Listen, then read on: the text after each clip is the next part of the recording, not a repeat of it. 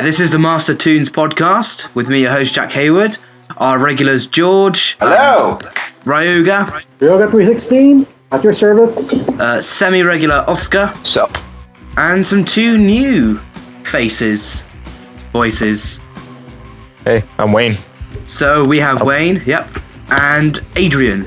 Yeah, dude, what's up? Hey, Awesome. if you're familiar with our Master Toons, Master Toons Assembled group, he is the man who created most of our cover photos, or our two recent cover photos. Yeah, thank you guys. I mean, it's my pleasure. I've always been a fan from Master Toons, but lately I had like a little more free time to be more in contact with you guys and, you know, generally hang out and have fun. Yeah. So my pleasure. Oh, that's cool. Awesome. All right, it's going to be interesting getting some new perspectives on certain issues. This week, we were talking about the Suicide Squad casting, Ben 10 being finished, Marvel Attack on Titan crossover comic, Oh, yeah. a bit of Doctor Who, and our anime segment. Oh, and movie of the week. And movie of the week, which is Flashpoint Paradox this week, as part of our ongoing DC, well, not DC, superhero theme. Flashpoint Paradox? Interesting. Yeah. Yeah, you guys might have missed out on that since you weren't here last time. I came out months ago. Yeah, exactly. Yeah. The movie of the week is just where we watch a film that's already been out and just talk about it. It's not like a new release or something. Oh, okay. Yeah. Oh. Because that would be expensive. Yeah. All right, cool. So, shall we start off with Bender 10? Oh, sure. Yeah. Okay. Sounds like a good idea. Yeah, alright. So, in case you don't know, Ben 10, which has gone through various incarnations over the past few years, has finally come to an end. So, I don't know, Ben has this like magic watch thing that lets him turn into aliens, but eventually he can turn into more than 10. Yeah. The Omnitrix. Ben 100. Yeah. So, like, his name is redundant, really. He's no longer 10 years old, and he can turn into more than 10 things. And Ben Tennyson, isn't it? Like, his last was part of it. Oh, his name is still Tennyson, so I guess they could still go with Ben 10, but if they change the title, then wouldn't it get kind of awkward? Yeah. Yeah. Like, what are they calling, like Ben 10,000 or other? Ben 100 son. I mean, I haven't watched it in years. Like, I thought it was kind of cool as a kid, but Same. I was kind of Same. too late into it. So I'll let you guys talk about it. How does it make you feel? Was it a good show? I've only seen the first two seasons and some of season. I think of season 3. I haven't seen Alien Force or Ultimate Alien or Omniverse, but I remember really enjoying it as an overall series. The premise was really cool, and I really liked some of the animation designs on the aliens that he encountered. How about you guys? Well, when I first watched Ben 10, I actually was a bit upset because from what I've been told, I don't know if it's true or not, that when Snyder took over as the president of Cartoon Network, he was basically auditioning several shows to go on Cartoon Network. And that includes Teen Titans and Ben 10. They were actually competing for the same slot. And Snyder, as the story goes, Never knew that. chose Ben 10 over Teen Titans, despite the original Teen Titans series got canceled because they wanted Ben 10 to go over. And I was upset at that when I heard it. I don't know if it's true or not, but that said, I did enjoy the original Ben 10 series. I didn't like too much about Alien Force or Ultimate Alien. I have seen episodes of Omniverse, which is Omniverse, unlike the previous incarnations, happens to gear towards more comedy than action. It does contain a number of action, especially in the final arc that Cartoon Network burned out a couple of weeks. They were in the final arc where you have all of these. I haven't seen it, but from what I'm told, the final arc involves several incarnations of Ben 10 from different timelines teaming up to stop this threat. And the ending, as I'm told, is that Ben now decides to become an explorer. wandering the universe. So there is a bit of a room where this time Ben is no longer on Earth, but it's just wandering around space, so like a space explorer. Now, from what I also heard in, I actually told you guys, I don't know if I told you guys before last podcast or the other podcast, that according to the Animation Guild, which is based in Los Angeles, which I gave you which I gave the source for, which was the source for Spider-Man, Ultimate Spider-Man's cancellation. They've also announced, that there is a possibility that Ben 10 will get a reboot, whether sometime next year or sometime 2016. Right? Interesting. Really? Yes. Really? I didn't know that. I suppose it makes loads of money in toys. I mean, So that's so it's getting bought up by. So the show's getting bought up by Disney or something? Like going from like Cartoon Network to Disney? I don't know. As far as I know, Cartoon Network still owns the franchise, so it's highly doubtful that Ben 10 will move to the network. Plus, like Jack and George said, it is a moneymaker. They are getting a lot of revenue out of merchandise, which is why the Ben 10 has been around for almost 10 years. Yeah. Yeah. Like, other than that, I can see like a summer Ben 10 movie or show coming to Disney, like unless like Man of Action decides to like leave Disney and. Wait, you're there. Oh yeah, I am. Yeah. It's just taking so long to talk. Okay, sorry. It's making suspense, huh? Yeah. Oh yeah, as I was saying, like. So if Man of Action. Like if Man of Action like leaves Cartoon Network and decides to do a similar show to Disney, then you probably like be pulling over a Mega Man. Like, if you guys like heard of what happened to like the cancellation of the Mega Man franchise. Not at all. If you can say. I'm not too familiar with what I do know. The only thing I heard about the Mega Man franchise is the spiritual successor on Mighty Number 9. Yeah, Mighty Number 9. That was like due to because like legal issues with the creator of Mega Man. I know Keiji Inafune was the one who created Mighty Number 9. Yeah, but and also the guy. Yeah, that was due because like Capcom has like legal rights over the franchise Mega Man, like how Cartoon Network has legal rights over Ben 10. So I was just like comparing the two. If like hypothetically Man of Action decides to leave leave everything for Cartoon Network and just move on to work on projects for Disney while trying to like, continue somewhat of the Ben 10 series. Okay, Sylvia? Oh, so this is about Ben 10, I see? Yeah. Well, I guess it was a pretty good series while it lasted. I didn't really like it after Alien Force. Actually, I wasn't really a big fan of the show at the start. I'm not really a fan of the show, but I thought the first two incarnations of it were the better ones. The Omniverse, I guess that was just for like to end it. I didn't even. It should be taking a break for now. I won't be surprised if there's another reboot soon enough. It's pretty much their money cow and cash cow anyway. Okay, Oscar? Well, for me, actually, Adrian, you want to go first, or? Oh, no, it's fine. After you or after brother, it's fine. Okay. Well, for me, I've not been a huge fan of Ben 10, but I always had an affinity for just watching the whole entire series of everything. I actually attest, and I'm actually going to confess that I actually own, I think, about 3 Ben 10 games, actually.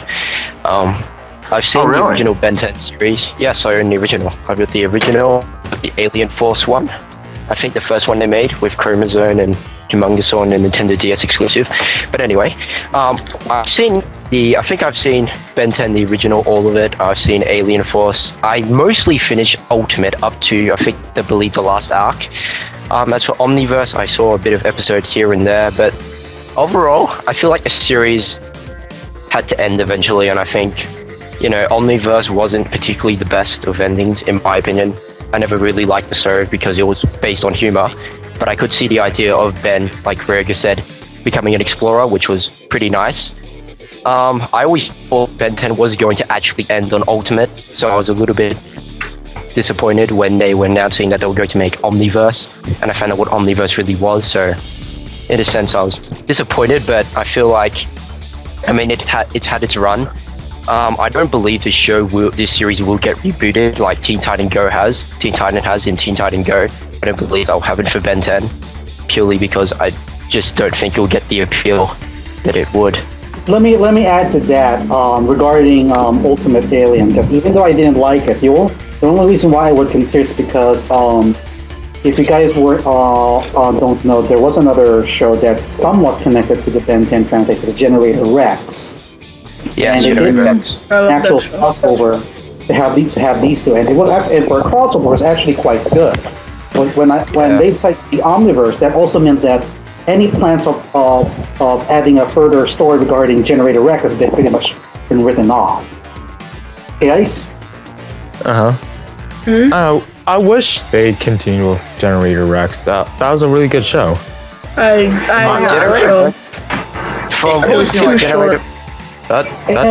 Rex was like cancelled. It was cancelled. It was never originally going to end. It was cancelled. I think it was something to do with the writers, or maybe because of toy sales or something. I cannot remember. Maybe toy sales, most likely. Possibly toy sales, because we, Cartoon Network. What was the name of this kind of show in which it was like a Yu-Gi-Oh or a Beyblade but with little balls? What? Oh, Bakugan. That was Bakugan, I just remember that show. Bakugan absolutely flopped after the second, third season, I believe. I think when Dan and Julie, I think the other girl went with him, the white-haired one. No. Yeah, Bakugan, Dragon away. That had at least 5 or 6 seasons. What? Bakugan? Serious? Bakugan? There's 2, 3 parts of Titanium Surge, and after that they're done. Okay, getting back on. Oh my god. Sorry, getting back on topic, guys. If we just tie up this Ben 10 shit, I mean. No, wait. I want to add something. In fact, okay, go for it, man. All the stuff you were talking about this Disney stuff, trying to maybe assimilate Ben 10. I was thinking we should also talk about this little event about DreamWorks and Hasbro joining forces. Oh, that failed. Apparently Actually, that failed. The talks for that one unfortunately went down in flames, so sorry guys. Right, so any final thoughts on Ben 10? I mean, I never really cared. Like, obviously you guys know loads about it. Me neither. That's it. End of story. That's about it. Yeah, it was kind of. Oh wait, Pro wants to say something. I enjoyed it for what it was, but I sincerely stopped since Ultimate Alien. I've been watching parts of Omniverse, but sincerely, I just don't care for the show anymore. Okay, guys, I don't know if I should put this or not, because I am getting some feeds from my source. This is in relation to Ben 10 Omniverse, that probably sometime within the next 24 hours there would be rough designs of the next Ben 10 series coming next year. That's right. First one jumped out of a building. The second one. Shut up. Okay, wait. They're making a new series. Are you serious? So this is coming from my source. It's not yet confirmed, but they say that the rough designs for the next Ben 10 series will come out sometime in the next 24 hours. Now, here's another one. The style would be a cross between Teen Titans Go in terms of the design, so it's going to be chibi based, and then there would be a more action based, something like an I don't know what action cartoons is airing recently. I can only think something like Adventure Time or something, but something to that extent. So there would be points where the characters would be chibi sized for the comedic, and then more like Ultimate Spider-Man in the action story. So it's gonna be. Will it be canon or non-canon? Like now, I'm still getting some news feed. We don't know if it's going to be it's connected to Omniverse. Right now, the working title is Galaxy Row. So it could be related to, since we know that the ending of the Omniverse, Ben decides to travel to travel around the universe. So it could be a sequel. It could be a reboot. We don't know. As soon as I get more information, I'll let you guys know on both the Master Tunes Assemble Facebook and on my podcast. Guys? Well, thanks for the news for that, and thank you, Source, for that. But yeah, I think that seems like it's going to be a sequel to Omniverse. Boy. Yeah. But anyway, it's sort of Spider-Man guys, so can we... Yeah. Okay, I'll probably just edit that Ben 10 thing onto when we were talking about Ben 10. Okay, right, so moving on. Should we do some anime talk? So... why not? The Attack on Titan stuff or something? Well, there's like about 3 pieces of news for anime, but if you could maybe like just pick 1 or 2, like definitely the Marvel thing. I'll let you be in charge of it, Oscar. You're the anime king. You're Yami Yugi, Ash Ketchum. Probably Ryan is the biggest one of this, to be honest. But anyway, I guess the biggest one for anime news-wise is, well, I guess for anime news is the Marvel crossover with Attack on Titan, which happened. I've yet to read this comic, but from what I've seen from pictures, it looks pretty good. Yeah, any thoughts on that, Ryoga, since I've known you seen it? I saw the dub of the show, but I don't know. It didn't look right in the comic. I don't know. I guess because it changed art direction, to me at least. Okay. And since I'm not really a fan of the anime anyway. I wish someone's die, in the comic, like Hawkeye or Black Widow or someone, Iron Man maybe. I want some drama on it. Anyway. Okay, so here's just a quick. I did actually report this on my solo podcast that CB Cebulski, who actually works for Marvel, actually went to Japan and met Hajime Sayama, who's the creator of Attack on Titan. And the two became fast friends, and instantly they talked about doing a crossover for a magazine that's published only in Japan. Now that magazine did release the crossover, which is called Attack on Avengers, in both English and Japanese. And the simple premise is that the Titans suddenly just emerged in New York and pretty much consuming everyone. And that prompted Spider-Man, the Avengers, and the Guardians of the Galaxy to respond to the threat. Now, as far as the scans are concerned, it's what I said earlier are the ones that will get involved. Specifically, the Avengers and the Guardians of the Galaxy roster are based on the Marvel Cinematic Universe.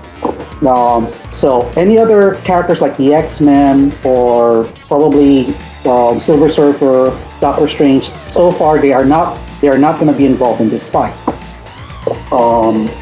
There's so far no word if Marvel's going to release the crossover in the United States, although Cebulski in the magazine where the crossover is being published did talk about the popularity of Attack on Titan.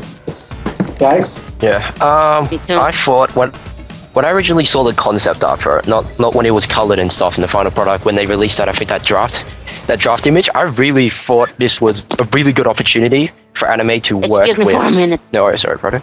Oh, he's gone. Yeah, I thought it was a really good opportunity for anime and also, in a sense, Western media to work together in something as well, comics rather. I mean, it has happened before with Disney and Ghibli. Disney. Oscar, let me add in a little bit, just to let everyone know that in this crossover, Isayama himself actually wrote the entire story, while the rest of the Marvel crew, including Cebulski himself, did all the artwork and the coloring.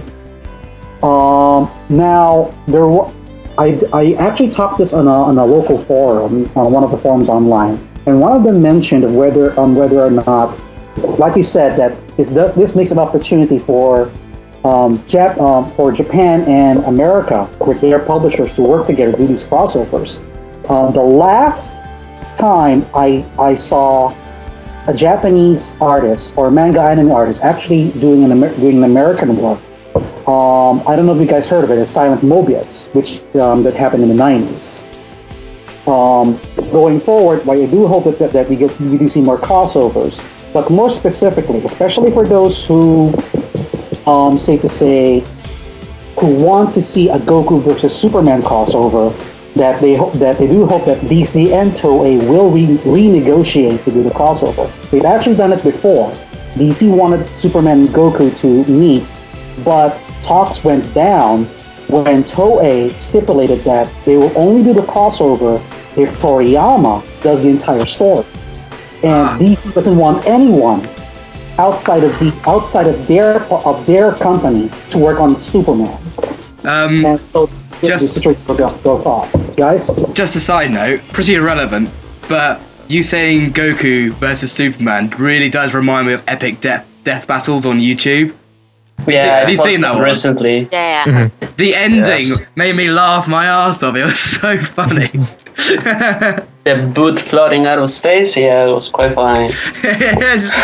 just punches him so hard the earth explodes. Oh, that was awesome. Yeah, so anybody else on this Attack on Marvel thing? That's a great name, Attack on Marvel. That's what they should call it. Yeah. For some reason, they call it Attack on Avengers instead. But there's Guardians of the Galaxy. And Spider-Man.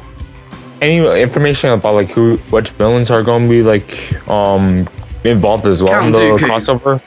Count Dooku. So far, only the Titans will be the confirmed villains in the crossover. And because I was thinking like Hydra or something, Hydra or AIM or something. It's from a magazine. It's contained. The crossover is coming from a magazine and not an actual comic. It's probably going to be like no more than 30 pages, no more than 10 to 20 pages long. It's going to be very, very short. Yeah, I think that's quite a problem. Like because the crossover is so unique and so unexpected that I think it should need at least 90 pages, something like Superman's Dead or something like that. Well, right. I don't know. I think they might have made it shorter because maybe it wasn't. I don't know. Maybe they felt like they wanted to make it something special, so I didn't think they really wanted to warrant it to make like a 30 issue or like a 5-issue variant series or something like that. But that's a good point. I'm not sure. As far as I know, this is basically just a what if scenario and has no significant effect on the canon. Either the Marvel universe in general or the Attack on Titan universe. Yeah. So it's more like Cebulski, who's pretty much got the idea, started the idea of a crossover. Decided to do this just for fun and not use it as a way to canon or something. Yeah, to make money off of it or promote both. Promoting both series, yeah, most likely, but to make it as a serious issue, like a major story arc that they would do with Marvel and Attack, no, that's probably not it. I just have this image of a 50-foot Ben Kingsley from Iron Man 3 just walking around.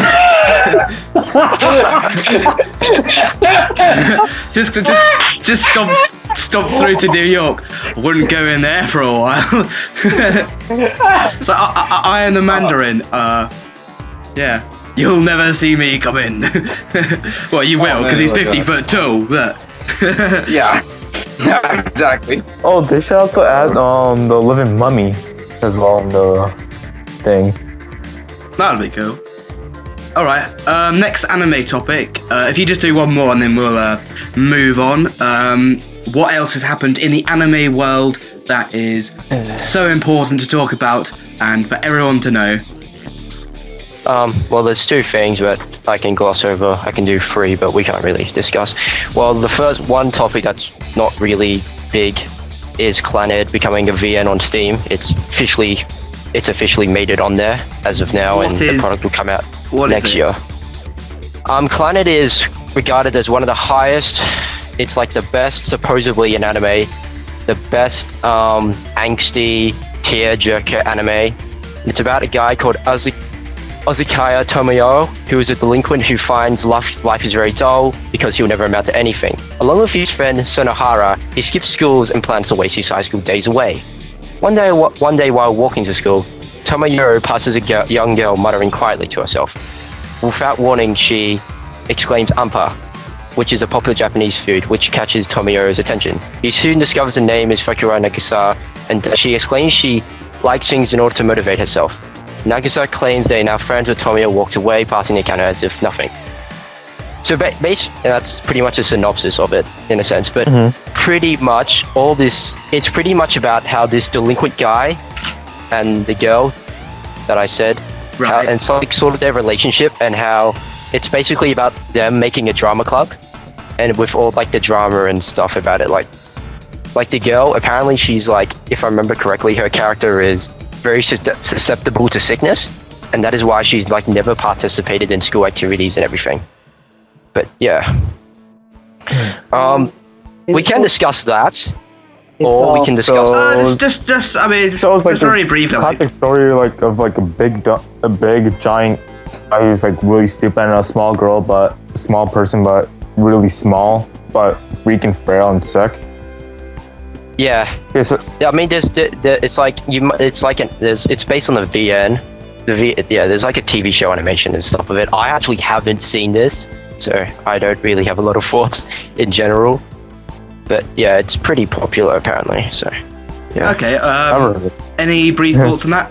From what I've Oscar, I haven't gotten this news myself. Is this the original visual novel from? Yes, it's the original. Okay, so this is gonna be from. So this is gonna be a first then, because I don't recall visual novels being that well known released in the U.S. except Katawa Shoujo, which was a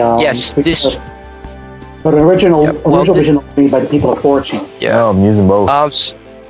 So what I've done, because I've actually backed this project. From what I've read from all their update notes, yeah, this will be the first ever visual novel released on the American market officially. For the visual novel itself, it will not feature, and I will repeat this, will not feature English voiceovers. It will still retain Japanese voiceover, but with the original cast. And I believe this ties in with the 10-year anniversary of this visual novel of Clannad. So yeah. That's very interesting. Groundbreaking. Yeah, actually, it is interesting. I might probably give it a shot, because like I said, the only ones that I know that came out recently for visual novels released in the American market would be Katawa Shoujo from 4chan, and another one is the fifth Sakura Taisen team for the PS2. But because nobody ever heard of Sakura Taisen, it pretty much went down the drain. So yeah, I think Clannad is considered by many as one of the best visual novels ever made in the industry. This definitely probably worth something to check out. I know it may not now the concept is more on drama, so personally drama is not my cup of tea, with a few exceptions, such as the anime movie Grave with the Fireflies. So I'm hoping that they have that kind of appeal or setting, then I might probably get into it. Guys? You probably would. I have to agree. Like, these shows are not exactly my cup of tea, but I don't know. You usually find a few ones that you actually like. Like for me, it's like Watermode, but cool. Because I can like relate to it. Like that's except for a few. Yeah, details. Clannad is very much a show where Clannad there's another thing Clannad is sort of popular for. It's the anime where if you can relate to this show, you will absolutely love it. If you cannot relate at all, you will absolutely hate it. That's pretty much what Clannad's premise is about as well. And that's the official Master Toons recommendation. I mean, not strictly official, because Anthony hasn't said anything, but still. Good entrance, man. Alright, I'm a little bit aware that, like, anime is not the most inclusive subject to talk about.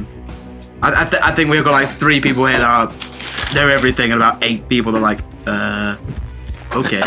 I think maybe it's because there's also like the not really overwhelming, like really amazing anime going on right now. Alright. I mean, from my perspective, yeah. I do think, like, if we do another podcast except maybe Yokai Watch session, there should be more anime focused than that one, so you guys can talk. Hopefully. I think for me, anime will be a subject like when the movie Dragon Ball Z 2015 come out. That will be like a real subject. That's one thing I was gonna talk about, but I don't know how many people watch Dragon Ball. Right. So let's move on then to perhaps some more relevance to this week. Some DC news. So they've officially announced who's going to play Harley Quinn in Suicide Squad. Suicide Squad, if you don't know what that is based on the comic. I think it began in the 80s. Am I right saying that? Mm-hmm. And it has a gallery of villains in DC forced to work together by Amanda Waller, who's the head of a secret government organization, to do these suicidal missions, hence the name Suicide Squad. Interestingly, there was a comic series that got adapted very recently about Suicide Squad called... oh no, I'm a lie. I lied about that. It's an original movie, isn't it? Assault on Arkham? Yeah. That's an original movie. Assault on Arkham's original. So, I hope the Suicide Squad movie is going to be based on the Assault on Arkham animated movie. We'll have to see. But the person who has been announced to play her is it Margot? I haven't got the name up. Is it Margot something? Margot Robbie. She's an Australian who's played, I believe, the girl in Wolf of Wall Street. Yeah, she's and if you're from Australia... Yep. Yeah, exactly as you said, man. She was in Wolf of Wall Street as a really, really fit blonde. Sure. Yeah. That's actually her first... Yeah. That was actually, I believe, her first movie role as well. Yeah, she did some stuff she did some stuff on EastEnders or something.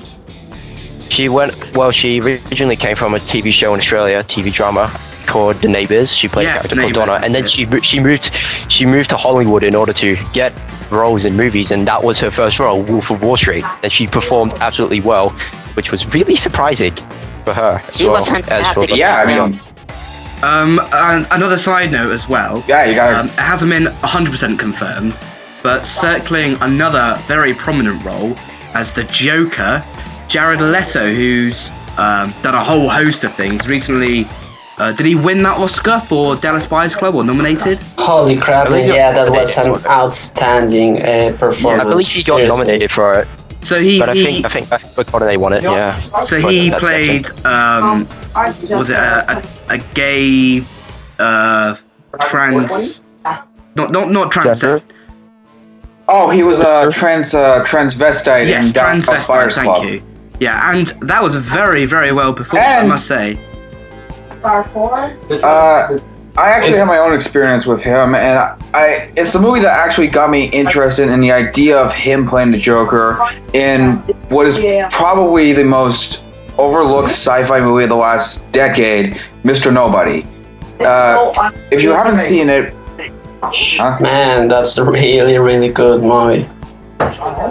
Oh yeah, seriously. If you guys haven't seen it, like, as for my thoughts on like the idea of Jared Leto being the Joker, I think it could work well with. It's still a rumor, yeah. But I think if they actually announce that he's going to be the Joker, I won't be pissed off with that kind of idea because I think he's a very good actor and he could pull off a very good Joker performance. I agree. I actually have the opposite opinion about it because I have been like quite not fan but following some movies from Mr. Leto, starting from Requiem for a Dream, Mr. Nobody, and so on. Yeah, he was like this heroin addict guy and stuff. And I think it is quite interesting, like the proposition of Leto playing the Joker, but I generally see Leto like playing the guy who gets hurt, but not making hurt, like not hurting someone. I don't know. I see like generally his performances are more like kind of sensible, like this kind of guy going sad and depressive and want to go out from some like really intense situation. But actually being the Joker is like you need to be a maniac, you know. You need to act like totally nuts, and I can't see Leto Well, getting the full role like it was with this guy. How was the dead man? Well, I'd say two things on that. One of them, Heath Ledger, who played the Joker in Christopher Nolan's film. Yeah, him. Sorry, I forgot. So, yeah. I mean, before that, he just pretty much did comedies and romantic comedies. So when he was announced to be the Joker, there was a lot of backlash because, he's just a pretty boy. Brokeback Mountain. Yeah, which was a very serious role. And then he... But it's again, it's not like a psychotic role or anything. So he did the Joker. Yeah, exactly. He's like the definitive Joker now in filmography. The other thing to mention as well, if they're going to include the Joker in this, they have to go in a different direction. If they try and recreate Heath Ledger, it's going to blow up in their face. Yeah. So I think what they're trying to go for is a more slim Joker.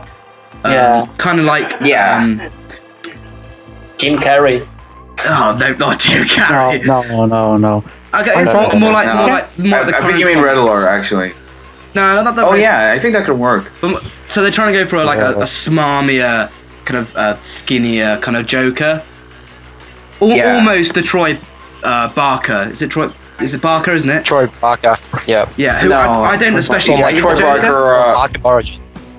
Yeah, I don't really rate him, to be honest. I think he's good, but he's not unique in his performance. But I can imagine Jared Leto doing a very good adaptation of that. Yeah. I'm only hoping he doesn't end up a lot like Brent Spinner, who played the Joker in the Young Justice animated series. I mean, to me, he's basically the worst portrayal of Joker, because basically in that series, the Joker is pretty much just a psychotic killer in a Joker's mask, and that's about it. Brent's version adds virtually no personality to that character whatsoever, and I hated it. And his voice isn't that good either. I tell you what, I honestly thought he was great, but what really let it down actually was the animation wasn't attentive enough to his expression. So when he was talking, his jaw was just going up and down. It wasn't really, the animation didn't really follow the way he was talking in terms of his expression or any movements. To me, that's why that didn't work. So yeah, any thoughts on these two roles? I mean, moving on to Margot, if that's how you say her name. I think she definitely looks the role. It's just if she can play the role and do the voice. What do you guys think?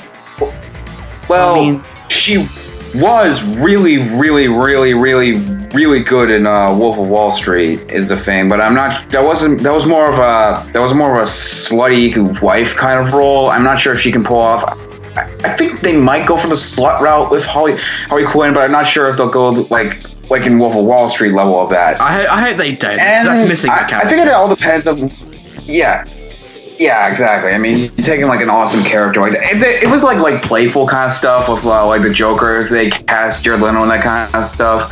But if it's just like her just being, basically a whore for most of the movie, like Megan Fox in the first two Transformers movies kind of level, that's going to be a wasted opportunity of a very good actress. But if they're going for a very serious route, because she played serious very well in Wolf of Wall Street, I think she can put a good performance. I think it all just depends on who's helming direction, writing, and what kind of tone are they going to go for. So, Carson, any thoughts on the casting of Suicide Squad? We've got Margot Thingy Blondie playing Harley Quinn, and maybe Jared Leto playing the Joker. Yeah. Well, I mean, I've only seen Margot in with The Wolf of Wall Street. And she was pretty good in that, but I don't know, she didn't have much of a character. I hear she has a new movie out that looks pretty good, I think with Will Smith. It's not out yet, but it's coming out. And people are saying that she's looking good in it, I don't know. She seems like a good actor, so that's always good. And then Jared Leto has obviously proved himself as a good actor, so they'll probably be able to pull it off. Other than that, I don't know. I don't really have any thoughts on it. I haven't seen their work enough to be excited or disappointed. I'll just see what happens. Okay. Yeah, I agree. I agree. Great. So we're going to move on. So we're going to do Doctor Who, and then our movie of the week. I mean, Doctor Who's not really that cartoon related, but it kind of has the same ethos as the people who like cartoons and anime and all that stuff. It's in the same world, isn't it? Kind of, yeah. Yeah. The closest thing to Doctor Who is, from what I'm told, that they did made an actual crossover with Star Trek. That's about the only news I heard. I don't think that's true, but it would be cool if it was. I mean, it actually did happen. I forgot who's the publishes Doctor Who, but they did made a deal with whoever owned the Star Trek franchise, and it allowed Doctor Who to travel. I don't know whether the Star Trek mention is from Next Generation or the J.J. Abrams one, but I do know that but somehow in one of the Doctor's travels, and the Doctor here featured here is Matt Smith. He did cross over with the crew of the Enterprise. Okay, Matt Smith's like Jewish Doctor. Cool. Oh boy. With the time travel and the neutrinos and I can never get into that shit. So just to introduce this segment, so in case you don't know what Doctor Who is, I mean, it's pretty much the most famous British show I can think of.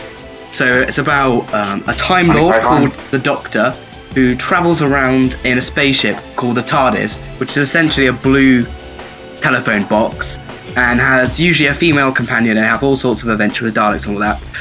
It's not a telephone box, it's a police box, Jack. Yeah, my bad. I should have known that. I should have said that. It is a police box, yeah, with a phone though. So it's kind of a phone box. And the reason why it's like shaped like a police guy is because the TARDIS was originally designed to, whenever it get into a different time period, it would take the form of a thing that would look very common in that time period. So, but the thing broke and it's permanently stuck like that. But he kept it because, hey, it looks cool. Budget reasons. Yeah, budget reasons also. They actually, as a side note, in the original production, they did want to have the TARDIS change shape every time, but they could not afford that, so they just made it stick as a police box. And that's why, again, in case you didn't know, Doctor Who actually originated all the way back in the 60s. I know this. Yes, I think the Guinness Book of World Records actually awarded Doctor Who as the longest science fiction series ever made, and still running today. I think in 1989 it got cancelled because of low ratings, and actually it was the BBC's fault for not giving it the attention it deserved, because the controller at the time of the BBC hated Doctor Who. So that's why about the time of the 6th Doctor it went to shit. That was the BBC's fault. So anyway, then it got revival, not a reboot, a revival in 2005 with the 9th Doctor. So Christopher Eccleston. Right. So there's supposed to be a loose continuity connecting everything. So Series 8 recently came on with a brand new Doctor played by Peter Capaldi, who, if you don't know him, he probably was most famous for portraying Malcolm Tucker in a series called The Thick of It, which is amazing. I highly recommend that. Yes, I've actually seen it. It is a British show, but it's a political comedy of sorts. But it's very good. Capaldi plays a spin doctor. How do I say it? A character who's well known for saying the most profane things and make it funny in a way. Right. That's cool. Basically, the British Wolf of Wall Street.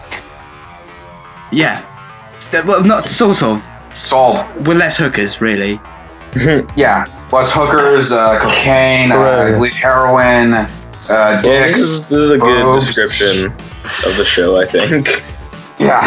So I bet your guys are disappointed. Yeah.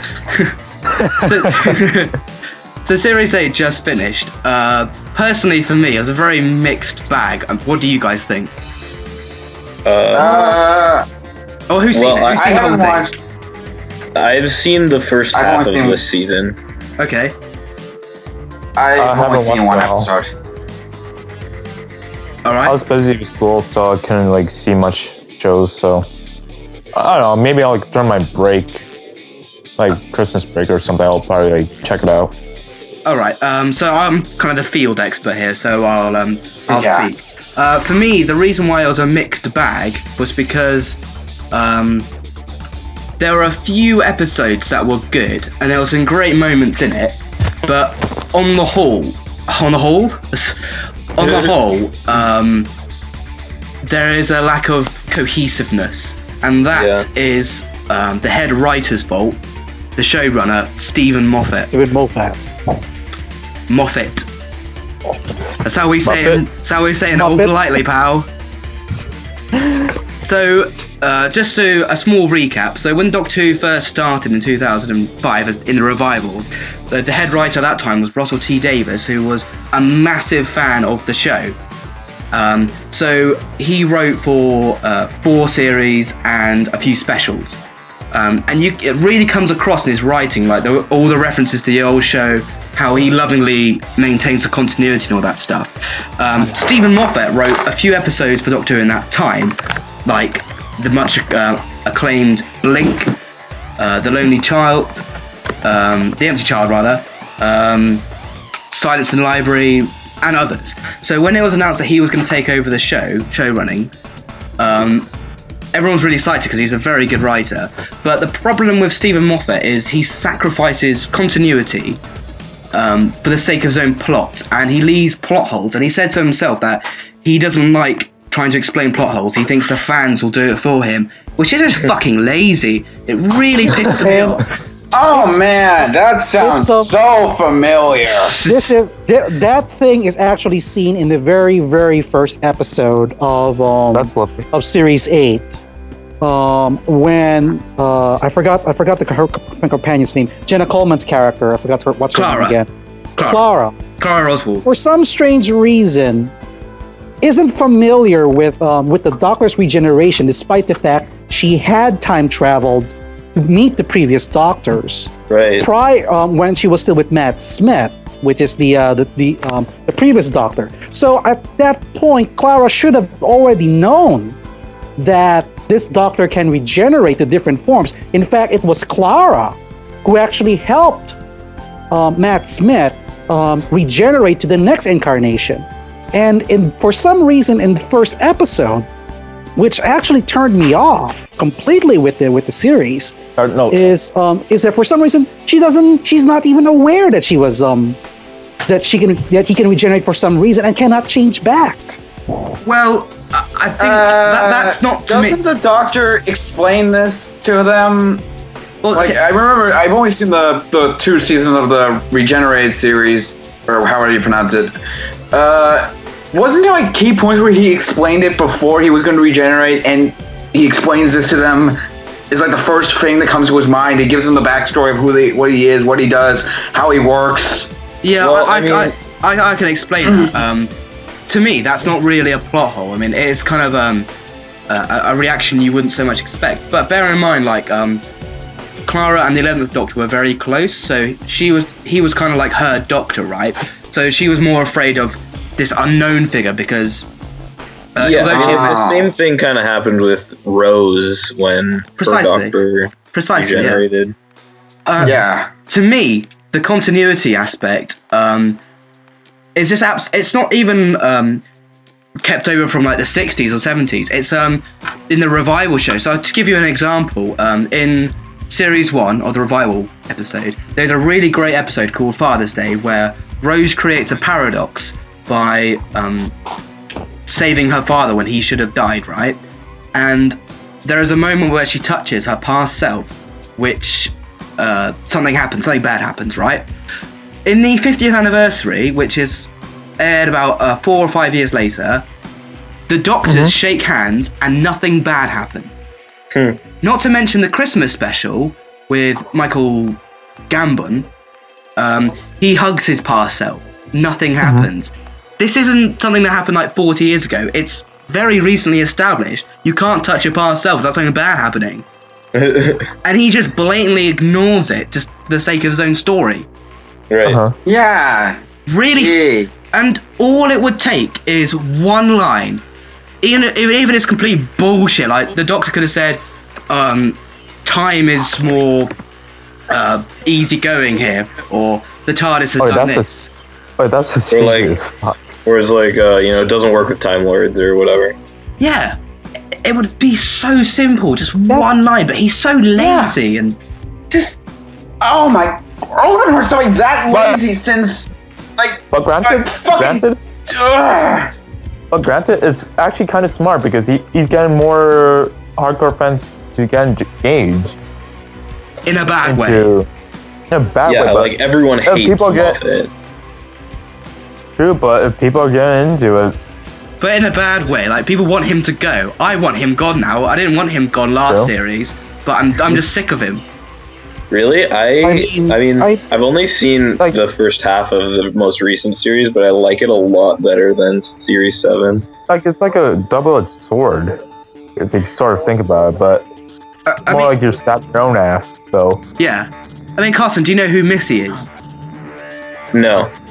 Okay, I won't... For me, that was a massive point of contention. I won't give anything away, but however you feel about the result, you can't deny that, once again, it's never been brought up in the continuity. Like, you would have never expected it to happen. I mean, for that reason, I'm against the decision made and who she is. When they could have brought back another character. Right. You'll understand when you watch it. All right. So I'm just against the continuity. Yeah. And once again, like, just one simple line would have made it go down so much easier to explain, because there's so much left unexplained. And again, in recent history, some stuff at the end of Series 4, that you're just going to be thinking, like, well, how did she do this? How did she do that? Right. I mean, it's hard to talk about if you guys haven't seen it, but... Yeah. Well, I mean, if you want to spoil it, I don't really care that much. No, it's not worth it. Grant, let's give a couple of points for Moffat, because he did make some contributions towards the Doctor Who as a franchise. His main contribution in this, that he did manage to introduce Doctor Who to the United States when Matt Smith took over. Really? Yes, that's a lot of fans. You'll see a lot of fans did say that, and a lot of news articles would say that it was through Moffat, or whatever his name was, how you pronounce his name, that he was able to introduce Doctor Who to the United States when Matt Smith took over. But that was perhaps his only contribution, aside from Sherlock, which is another series that I actually love. But back to Doctor Who. That said, every Doctor Who fan, if they're ranking their best Doctors, it would be either Tom Baker, the third Doctor from 70s or 80s, or in a more recent one, David Tennant, the 10th Doctor, which was under Russell T. Davies. Right. Yeah, I mean, I don't know, maybe it was different in America, but like in Canada, I found that Doctor Who kind of blew up when it was David Tennant. Yes, that's what I thought. Yeah. I'm also Canadian, so I can agree with you with that. Yeah. But still haven't been interested in watching it, to be honest. Yeah, I don't know. Like, Doctor Who is such a strange thing to me because, like, I watched it all and I really, really liked it. But when I go back and like look through the episodes, I'm like, wow, okay, that one sucked, that one sucked, that one sucked, that one sucked. Why do I like this show? Like, yes, it's because when Doctor Who is good, no matter who's writing it, when it's good, it's some of the best drama on TV. A perfect example is The Waters of Mars. Have you seen that episode? The Waters of Mars. No, I don't think I have. I don't think I have. No, I have. That's the one where they get all like. So it's David Tennant. It's towards the end of his tenure as the Doctor. I remember that one. So very briefly, the plot is it's 2052. The Doctor ends up going to a moon base on Mars, and he realizes that everyone there is going to die, like, and it's written in stone. He cannot do anything because it's a fixed point in time. So you have this really, really good, I mean, not even dilemma, because he can literally do nothing but watch these people die, even when they're begging for his help. And the monsters are fantastic. They're really scary for, you know, a 12. So for me, like, that is the pinnacle of Doctor Who. Like, that's when it's good. It's really good. When it's shit, it's proper shit. For example, fucking Absorbaloff from Love and Monsters. What were they thinking?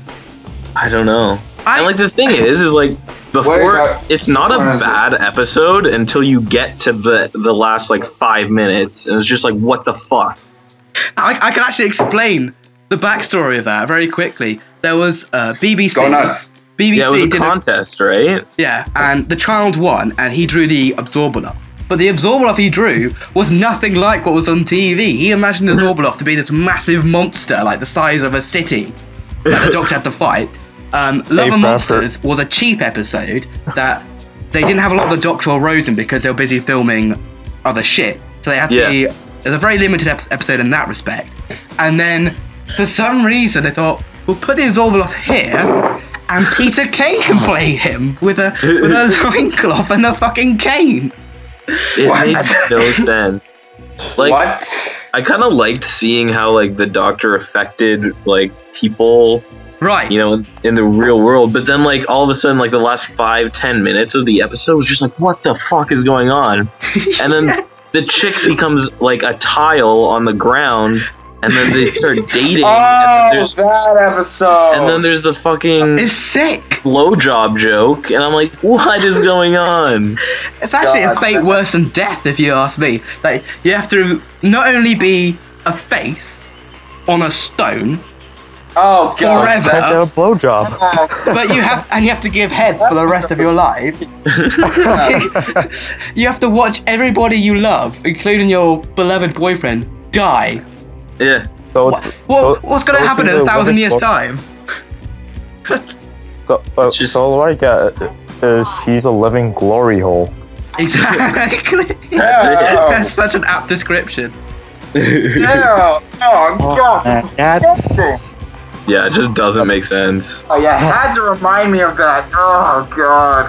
Oh, So what's your? I mean, we'll spend like another five odd minutes. I'm aware I've talked quite a lot. So what are your highlights of this series?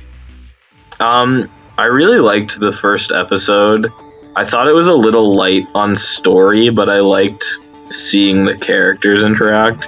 And like in series 7, I didn't feel like Clara had any sort of character at all. She was just someone for the Doctor to talk to, which I mean is the purpose, but it shouldn't be the only thing that the character is, right?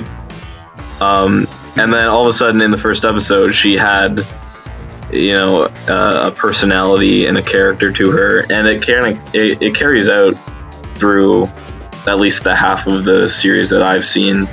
I've seen up to the Caretaker, I think, or maybe no. That was a shit episode. What was it? Kill the No, Moon? I haven't seen Kill the Moon yet, so I'm up to okay. Just to say, it's got some really, really great and thoughtful stuff in it, but you really have to stretch your imagination with the plot. It's classic Who. It really splits people, like if they like Doctor Who or not. Yeah. That's what I think. Sorry, just another note with Clara. You said she got more attention, yeah? Yeah. That's actually a complaint for the whole series. I don't know if you've noticed it, but it carries on right through the end. Well, that's what I was gonna get to there, because like... Okay, I'll let you do it then. In the first episode, I really liked that all of a sudden, like, she had a character, and like I wanted to see more of her, but then it turned into her show. Like, and the character's just like the goofy sidekick. The Doctor's just a goofy sidekick. And I'm like, what's going on?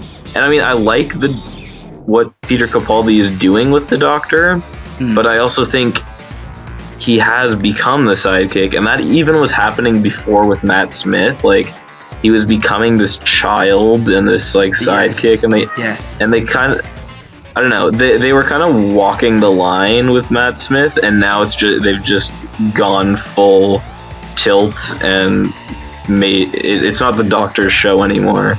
I would also say two quick things now. One, that's especially a big deal because since it's Peter Capaldi's debut, you need he's new.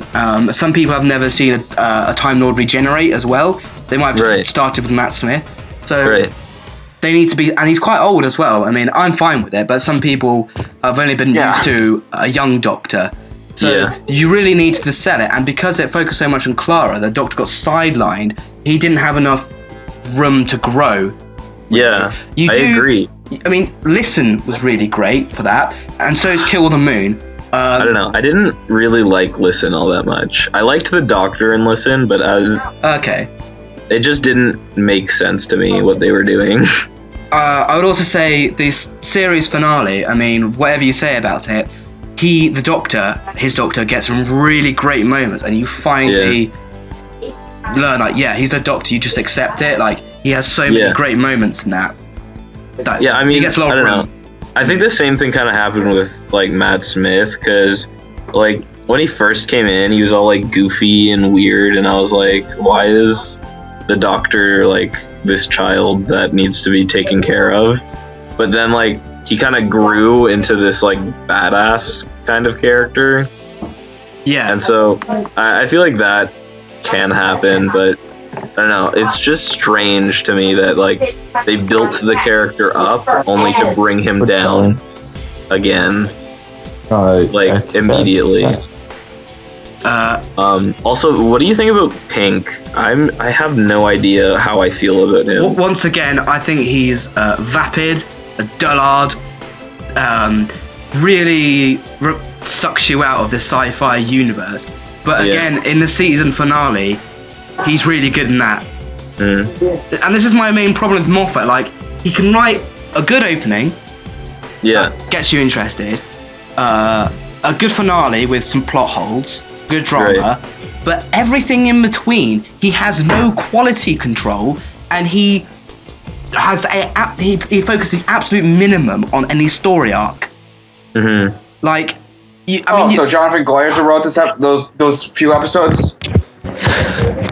I mean, for example, so you've noticed there's some sort of phone call, and when people die, this mysterious agency picks them up, right? Yeah. You get literally nothing added to it until the series finale. You just keep seeing Missy and this other bloke. Right. I mean, you don't need to do loads. Just a little bit extra at a time would be nice. Yeah, and I mean, I don't know.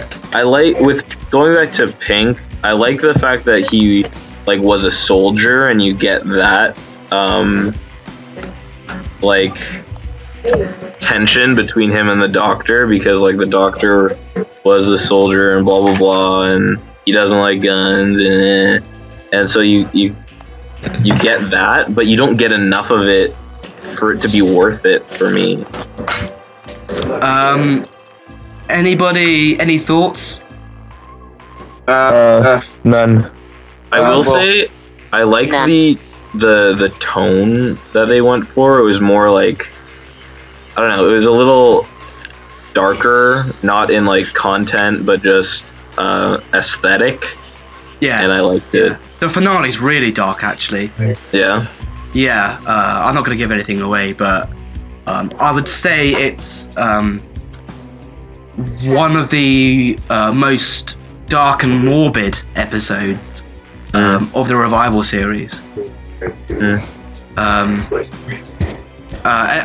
Anybody else? I'm aware we've talked about Doctor Who for quite a long time, so. George? A little thing. Jonathan Glazer is the writer and director of Under the Skin. That's why I mentioned that. Which is, by the way, possibly the worst movie I've ever seen. That's really interesting. Yeah. I'm glad you mentioned that. Yeah. Seriously, what you said pretty much sums up Under the Skin in like That's who sentences.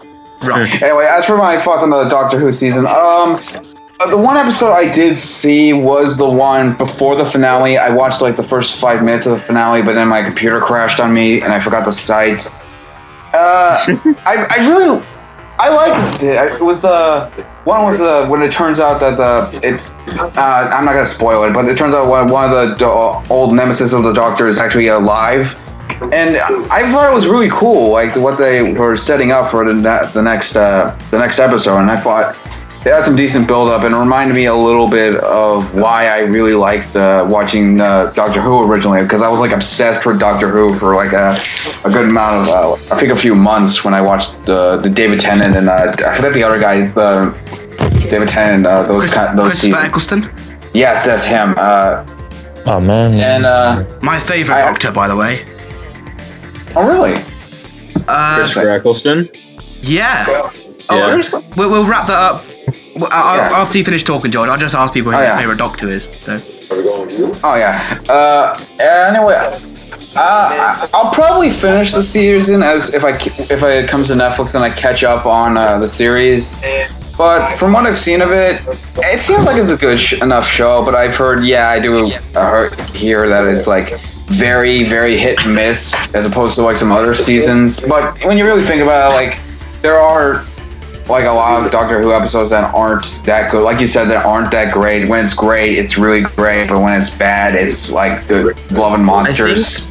I think like the perfect episode to illustrate that is the Van Gogh one, because like you watch it and the monster is a giant chicken, and like a giant invisible chicken, and it's just so stupid. Which episode is that one? Is that the Da Vinci one? Van Gogh. Oh yeah, Van Gogh. Well, it wasn't a chicken. Like, right? Like it's so stupid, and they have to fight this stupid invisible chicken. Hold on a minute. And then I'm sorry. They have to fight a giant invisible chicken. Chickens are dangerous these days. But then you have this like great emotional, like tear-jerking dear me. moment with Van Gogh at the end that makes everyone go like, oh, that was an amazing episode. Yes. But then you look back and it's actually such a shit episode, except for like those few moments. Yeah. And that is Doctor Who. Absolutely. I could not agree more. I'm sorry. I stopped listening after you said giant invisible chicken. Oh, fuck. Alright, just to finish off this... seriously think... Yeah, George? I seriously think that is the stupidest thing I have ever heard. I think that is single-handedly the stupidest thing I have ever heard in my life. I mean, and I've heard a lot of stupid shit. In its defense, it wasn't a chicken, it was like a dinosaur kind of thing. But it's still... Dinosaur chicken? I don't know, I can't remember. Well, dinosaurs are inherent from birds, is the thing, so that would make sense, kind of. So, just to finish this off, very briefly, who's your favourite Doctor that you've seen in action, and why? Carson? Probably David Tennant, because, I don't know, he was just the perfect balance of, like, stoic and goofy, and, yeah, and, you know, I spent, you know, the most time with him at like, one time, because I just marathoned his seasons, but Ninth is definitely a close second. I felt like he was ripped away too soon. Well put. Yeah. George? Yeah. I'm gonna have to agree with Carson. Tennant is probably my favorite, but I think it's part of the reason for what Carson said. But I think another reason why I think he works so well is that he. For those of you who don't, I found out about this very early on when I was watching his seasons, is that he was inherently a fan of Doctor Who ever since he was a kid, and you can see him like he's driving his passion. He's literally living his dream through his performance and finally getting to be the Doctor, and it really shows how much in love with the series franchise that he is. And I think he gives off a great performance, and he's so entertaining to watch, and he gives like truly great performances. And I haven't seen him that much, but I've been trying to see him in more. I think He's been in like a BBC adaptation of Hamlet, which I've been trying to see, and I've been interested in checking that out.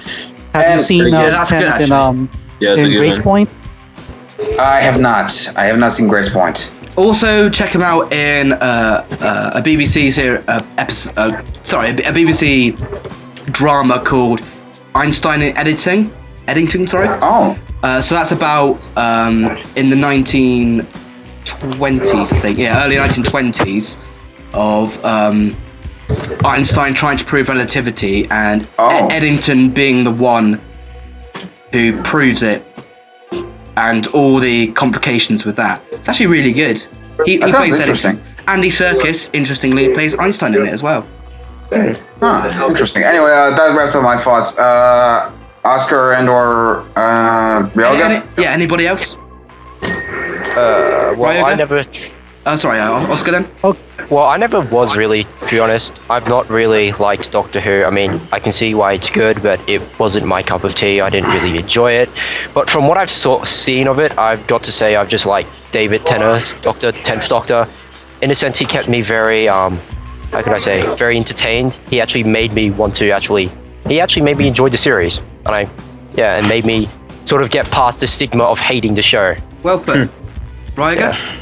I actually grew up watching Tom Baker as the Doctor, and after that, I left the series and moved on. Then got back when I saw Matt Smith with the two-parter regarding the Angels, and then went back to watching the new series again. And I did personally love David Tennant because I think of all the Doctors I've seen from the Revive series, Tennant's the one who actually has the most emotional with the situation he's in. That I could actually tell that from his characters that he's living a tragedy with what he's gone through and how many companions have came with him and left him.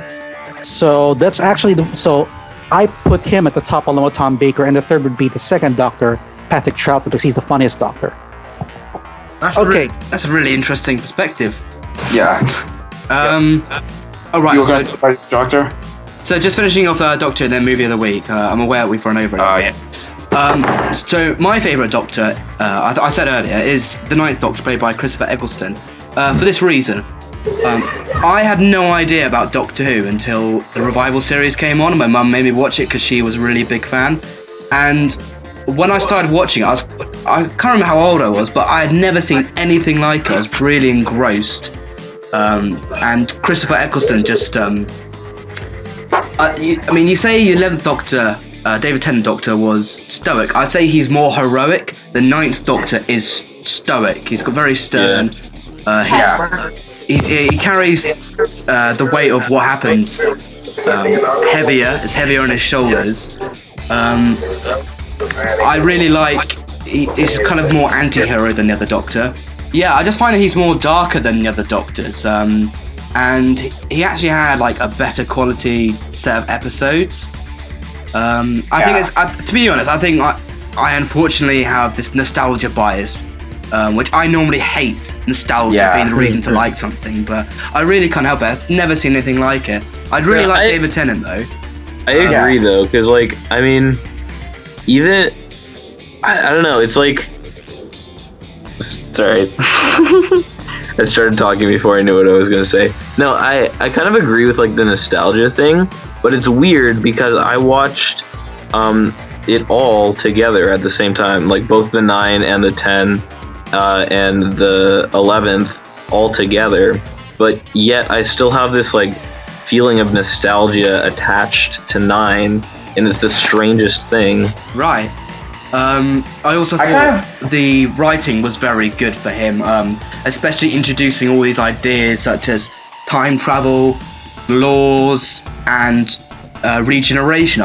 His regeneration did make me cry when I watched it the first time as a kid, and it still gets me every time. The music is so good.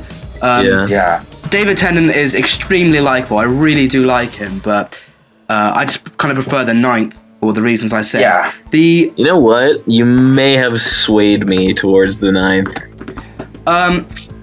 I tell you, one of my favourite moments of the 9th Doctor is the very first episode when Rose asks him who he is, and he takes her by the hand. And he just is like how he can feel all of time and space, and the music as well underneath. It's kind of surreal and alien, and it just really pulls you into his character. The 11th and 12th Doctors don't really have that. I mean, I think Matt Smith and Peter Capaldi both do really great jobs at performing, but they don't have the episodes to really support them. Yeah, and I think another thing too is like the 9 and 10 had like the Time War like trauma. Yes, yeah, and I love that.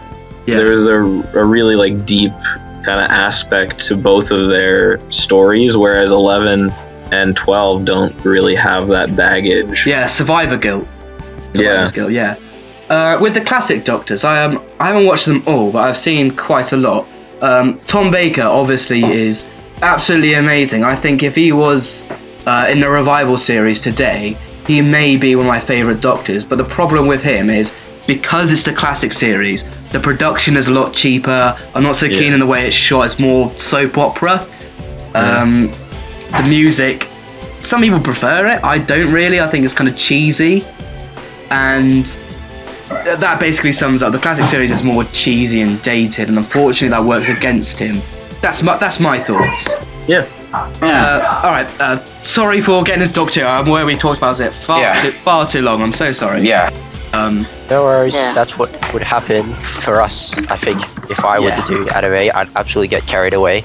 Because Doctor Who is my favourite show. I mean, exactly as you said, Carson. Like, you kind of look back at the episodes and goes, actually, that was all really shit apart from that one bit. But I just really like it. I find it really inspiring. Yeah, I agree. Those moments make it worth it. Yeah. So, movie of the week. So, as I said at the start of the podcast, we're doing a comic adaptation sort superhero month. So last week we talked about Batman Mask of the Phantasm. This week we're doing Flashpoint Paradox, based on the comic which kind of led into the reboot, the New 52. It's focused on the Flash. There's some sort of change in history, and the Flash finds himself in a parallel timeline where everything is shit. Everything has absolutely gone to shit, and he has to find a way to get. Except his mum's alive, guys. So it's not that shit for him. Don't worry. It's just his mum's alive. His mom's alive, and the world is about to end because there's a massive war between Aquaman and Wonder Woman. Yeah. Right. Was it really worth it, asshole? So, 5 words or less. Let's go around. We'll start off with George. Give me a second. Okay, I'll go into Carson. What do you think? Real good time. All right. Oscar. Flash is OP as shit. OP as shit. Okay. Who? Proto Man. Dark Future, man, that's fuck. I got it. Anybody? Every time you hear a police. Adrian? Yeah, I mean, it was quite good. I think that Batman's dad. Just 5 words. We'll get into it in a second. Kicks ass. I really like it. Yes. Okay, great. Okay. I would say. My turn. Okay, George. Greatest Batman ever. Wow. Okay. Do you know what I'd say? Yeah. I'd say Flash. Save your universe. No, at all. That's Flash Gordon, Jack. Why didn't I figure that? It's what they pay me for. Joker. I want to see the Joker, like, They were all dead! kind of shot. They weren't all dead. Most of them were in the end. Hey, I actually want to see Bruce Wayne's mom as Joker. All right, so let's get into. We'll start with the plot first because that's the thing that you guys most want to talk about. So, there are a number of differences in this parallel timeline. It's a lot darker. So, the one that you just said, which I think is extremely cool. So instead of Bruce Wayne's parents dying in the alley, he dies in the alley. And as a result, his father, Thomas Wayne, becomes a very dark, the greatest Batman ever. Cynical. a very violent, murderous Batman. And is he really cynical? Not murderous, sure, but cynical. And his mother becomes the Joker. I mean, like, it's more in the comics. You can see it a lot more, but in the adaptation, in the movie, it's just kind of hinted at, and it's just done so well. It's really cool. Yeah, seriously, that was fucking awesome. Yeah, It was. Okay, I'm just kidding. I think I heard that the Thomas Wayne Batman was actually kind of like supposed to be based on the original Batman, where he like carried a gun and shit. Yes. That's the thing. Since prior to the Comics Code Authority being created at the time, were as a result of the just give a bit of comic book history.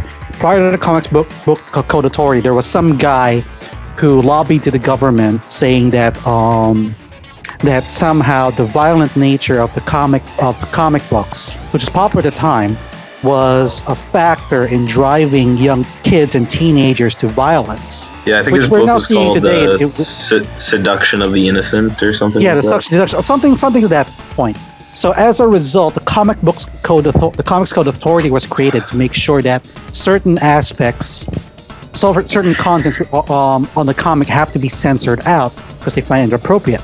So Batman, prior to the Comics Code Authority, was actually using handguns to take out criminals. After that, he goes to a non-lethal approach on taking out his enemies. Thomas Wayne is pretty much a nod.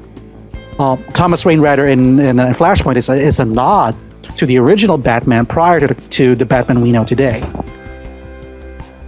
I do really like that that they get rid of guns and then it rapidly changes his character for the much better. Yeah. Like Bruce Wayne Batman is very much anti-gun. Like he has like a certain ethos of taking down his enemies. It's kind of like the Joker, the animated series. Like the writers were told he can't kill anybody. So what did they do? They gave him this gas that gave his victims this horrific smile. That was so unsettling. Like he might as well have just killed them. Yeah. Like this is kind of like worse, arguably. Yeah. Yeah. As an image. I love them. Yeah. So I've actually said with Thomas Wayne Batman. I didn't know that's more of an original nod. I think that's really cool. Yeah. Same. Learn something new. I mean, there's also Aquaman is fucking badass. Oh yes, Aquaman. Oh my god. But why does he wear his stupid clothes? Like he do you know what I mean? Like he can pull like a heart out of someone's chest or some shit, but he's still wearing that stupid orange shirt and stupid green trousers. Because it looks badass in a way. It doesn't look badass. Yeah, it does. He should have gone. He should have gone topless, like in Justice League, like to show his muscles. Yeah, the original Justice League shirt. Oh, so you prefer him topless, don't you, Jack? Oh yeah, I do. Where you gonna put that trident? Hey, guys, come on. I guess that's Aquaman is like the equivalent of Namor. So there's a kind of sexiness in him. Hey, he said it, not me. He's the salty superhero, if you know what I mean. I just remember, guys, how there's a separate episode in which Seaman or Aquaman is part of the super best friends. Hilarious. Yeah. So, what did you think of the plot? Like, another really, really cool change I thought was Superman. So, instead of Superman being rescued by his parents in Smallville, he lands in the middle of the city, subsequently gets kidnapped by the government, and just kept underground in this red light for decades. And he's just become this skeleton of a superhero. It's really shocking, actually, when you first see him. Like, you kind of expect this very powerful figure, very tall, and he has a very stunted growth. He's very small, and you can see his bones and his chest and everything. Actually, that's actually one of the things I also like about Flashpoints. That most of the DC animated features, that anything that involves Superman, or even regardless of what it is, Superman is regarded as a god. You can't touch him. You can't beat the crap out of him. Which is probably one thing I don't like about him, that he is virtually unbeatable, no matter what. Except for Doomsday. Except for Doomsday, granted. But then again, even in the animated Doomsday, he wasn't really that defeated. But here in Flashpoint, not only is Superman a more or less a minor character, but in a state wherein he can't do anything if something happens. He's just too weak. So he fucks off as well. Yeah, he screws up as well. Away. Because he doesn't understand his own power or people. Yeah, because he's just afraid of it. Yeah. You know, I think one thing I like about this movie a lot, and it's kind of one of the things that I liked about Mask of the Phantasm a lot too, is that like the plot is so well paced and like there's so much, to it, but they do it so well in such a a relatively short amount of time, while still having great character moments. Yeah, seriously. And I think that's why people like it so much, why I like it so much.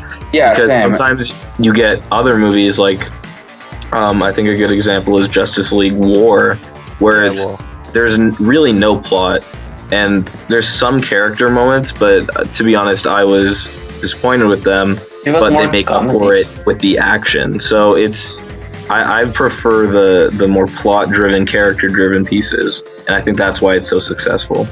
Yeah, I agree with that. We also have to note that Flashpoint not only starts off the New 52 in the comic book line, but also on the current animated line. And like you said, with Justice League, was it War, where it featured Shazam as? It is officially set after Flashpoint, and basically the start of a new continuity from that point forward. Yeah. Oh, interesting. Well, in the film, Shazam wasn't actually featured in the actual comic that it's based on. Just saying. That doesn't really matter. I also liked they included a lot of blood, which was kind of. Oh yeah, that was awesome. Actually, we see a lot of character death there, so a lot of characters do get killed off. Surprising. I would say to that, I thought the violence at times was very cool, like how edgy it was, but other times I thought was just gratuitous. Like, for example, when Professor Zoom gets shot in the head, and it's almost like funny. How like you can like just see like his whole brain and everything. I didn't think it suited the tone of the film, especially since the start established like the normal Justice League and how they weren't violent. And you had a little bit of blood, but you didn't have like children being murdered. Like they really didn't need to show the dead child, did they? When Wonder Woman killed the Shazam all the Shazam kids, Like, it would have been more effective if it showed her lifting up the child and then cutting away, and then you hear the stab motion and then not cutting back. You did not need that. That's what I mean by it was a bit too much. Yeah, I mean, I agree with the Shazam kids, but I really did like the shot of Professor Zoom getting shot right in the head. I thought that was real cool. Even though it was a little bit funny, I'll admit, but like, it was just a wicked shot, like right through the head. Just how round it was, like, and big. I don't know. I think it's just like, because really, these movies are for like the 40-year-old, demographic who's like living in their mother's basement and like 40. Okay, I see. I mean, let me add to that, Carson. This is actually one of the things that I can't help but notice with regards to the animated video universe of both DC and Marvel. I mean, look at the recent animated movies Marvel has made. The Marvel team-ups with Iron Man and Hulk and Iron Man Captain America. Both the story and animation on those two movies are more geared towards a much younger audience, like a 5-year-old. That it's really not worth watching. Yeah, and that's what I. TC in this manner is really pushing to the more adult crew watching. So that's why we're having a more edgy feel with And starting really, with like Flashpoint. that's where the money is. So they're smart, Yeah. you know.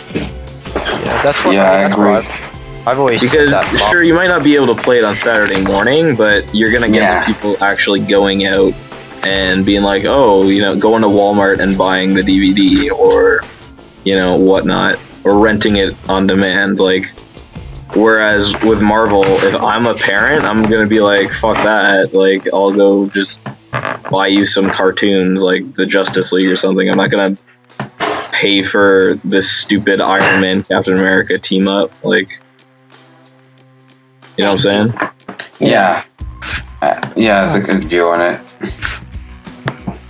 I actually would like to point at some of the highlights. Game Online. Game Online just burned a CD and there, Justice League or Captain America and Iron Man. There you go. Right, but I mean, like, I'm more inclined to go out and buy Flashpoint than I am to go out and buy the Iron Man team up. Like, if I were going to pay, I would pay for, you know. Yeah, I agree. I mean, we're not really the target demographic for Marvel's things, and that's always something I think everyone has probably noticed. Is that what's it called? Marvel's animated movie universe especially has always been catered to kids, and DC has always been catered to mature audiences, like we've always said. Except for anime ones. Yeah, I mean, Marvel's anime. But in a sense, yeah. But the anime ones aren't necessarily working with the Marvel itself, I believe, and it's not really canon. Except for the Black Widow and Punisher. Yeah, that was probably the only canon one. But I don't like the Marvel anime at all. Like, what do you think? I know it's kind of a tangent. Marvel anime is geared more towards the Japanese audience than the American audience. Yeah. Which is why the majority of the Marvel anime is set in Japan. So it's not so, as far as the people, it's not really Marvel's idea. It's not really Marvel's initiative to introduce Marvel anime to Western fans. It's for the Japanese. Yeah. So as far as Japan's concerned, they really don't care what we think. It's just for them anyways. So if you like it, it's fine. If you don't, it's not. Now, let me go back on the Marvel movie animations being more for kiddies. There were a number of Marvel films, probably in the early 2000s, that while they are more mature, the writing is still off. Is still mediocre at best. But such as the Invincible Iron Man, Doctor Strange, and the one with Thor, the Ultimate Avengers. So they're slightly more mature, but personally, I've seen them all. The writing is pretty much suffered a movie a lot. Like Invincible Iron Man is just not good, and then the Ultimate Avengers movies are just kind of like so compare that they're awkward to watch. Right. So compare that with DC. They have been quite constant with the way they write their stories now. And now with Flashpoint, they decide, okay, you know what? Let's go create a series of animated films based on with Flashpoint. Make our own universe the same way Bruce Timm did with his universe. To make it I think that's pretty admirable. I mean, like, they're kind of doing their own thing and it's working out. Whereas, like, they're doing, like, I feel like at DC they're like, okay, what would we want to see? Because that is what the audience wants to see. Whereas Marvel is going, what does the audience want to see? And they have no idea. I'd say Marvel. I kind of prefer DC on the whole, just because it's kind of more grounded-ish. Like, Marvel to me always, the tone just seems a bit more light-hearted. Right. And I find the characters less interesting. Right. I mean, obviously, like, I really like the Marvel films, the live-action ones. I think they're really great and they're really fun. But to me, that's quite separate from Marvel's usual stuff in comics and that, because they've changed it quite radically for film. So it actually kind of annoys me when people are like, oh yeah, I really like Marvel. It's like, well, you've only seen the films. You don't really know Marvel. In Marvel's defense, guys, they have to make the changes because prior to Disney buying Marvel, Marvel did license many of its characters to other studios.